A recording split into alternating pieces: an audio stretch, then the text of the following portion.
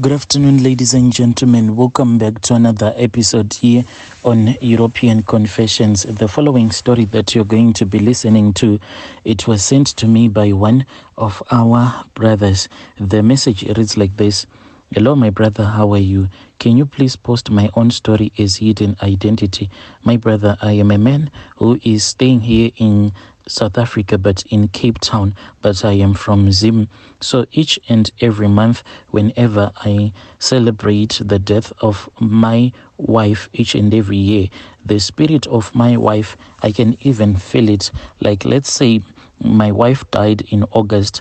When August is about to approach, that is when I'll start to feel that the spirit of my wife, it will be moving from inside her own grave as she is getting ready to wake up. When August would have come around the corner, that is when her spirit will travel and it will come so that it can stay with me for one good month. I am not allowed to sleep with all of these girls that you call slay queens, that I provide money so that they can sleep with me, as many as I want. I am not allowed to touch any of these girls for one good month because I have to give my body to my wife. So my wife, she died when we were here in South Africa, and I knew that my wife was scared at the time when she was about to die. She suspected that I was the one who was about to kill her, but she actually didn't know if what she was seeing in her dreams, if her dreams were being true or not. Because what I was doing was that whenever I would appear in her dreams, telling her that she has to die so that I can enjoy life, she has to die so that I can be rich, I was hiding my face with one of her family members, her uncle who is her mother's brother. That was the one that I was using. I would take his body, then I would wear his body in spirit, then I would go and pretend as if the uncle has this charm. In Shona they call it mbobobo, sort of like sex magic, when one just gets out of their body and goes to make love with whomever that they want to.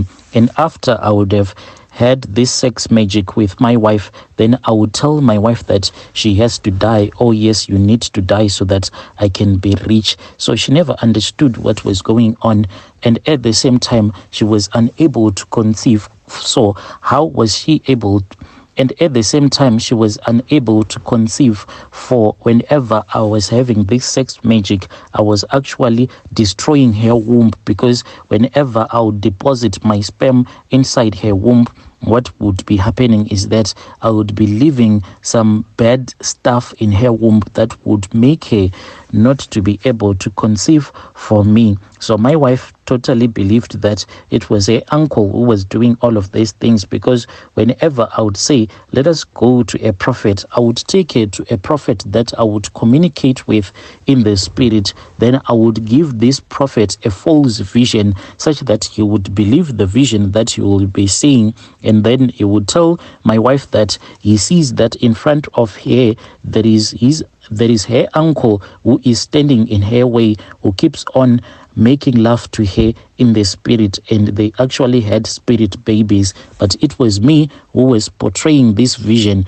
to these fake prophets, because I didn't want my wife to know that I was now part of an occultic club. So the way that I got involved in this occultic club, I used to work at this other restaurant where, like, your wealthy Africans that are here in South Africa used to come and have their dinner. So we were serving a lot of West African cuisine, as well as some dishes from Mozambique and Zimbabwe. Then there was a man whom I started to speak with. This man, he then told me about the occultic world. He told me that I needed not to worry. This was after I had told him that I was facing the issue of poverty and being in a country whereby I could not get proper documentation. This was making me to be very desperate, and at work they were getting ready to fire us. So the man then told me that he was going to offer me assistance such that I could be staying here in South Africa as a wealthy man without even working, money just flying into my house. So the man then came to the restaurant one day and he told me that he wanted to speak with me. So we went to his car.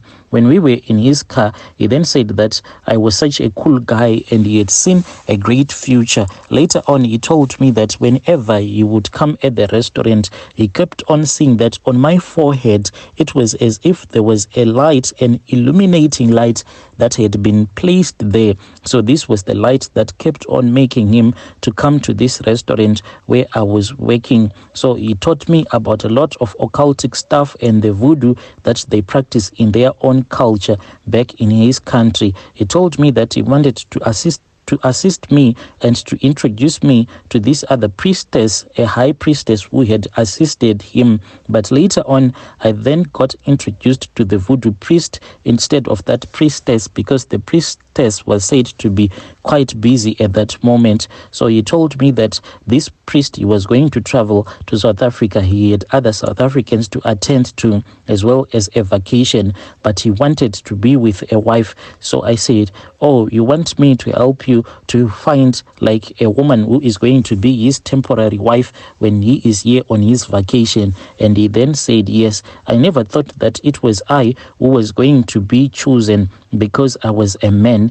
Then when this man was said to have arrived in South Africa, the man, that guy who was teaching me this occultic stuff, he then told me that I had to rush over to his place. So I then went to his place, and then I was told that I was going to be taken by another woman who was going to have my hair done, like to install a wig as if I was a woman, and my nails. And I wanted to refuse because he said that you have to wear a dress, and he said that this is the process for you to be accepted into this occultic club. You need to go this process of submission and humiliation.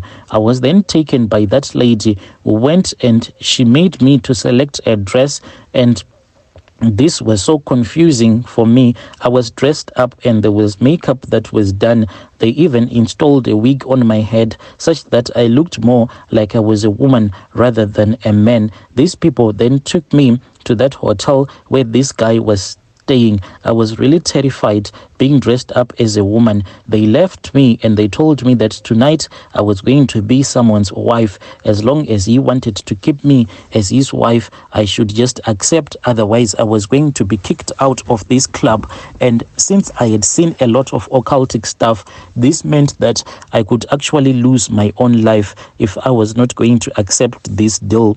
So I said, let me just wait. Maybe this is just a ritual. Maybe there is no love making that is going to happen. But this guy, when he came, the priest, he then started to tell me that I needed to strip myself naked, and I felt as if I was being degraded by this man. He did things to me that I do not even wish to mention because they still traumatize me up until this day. I showed my submission to him as he made love to me, and in a very painful way, and he enjoyed the pain that I was going through.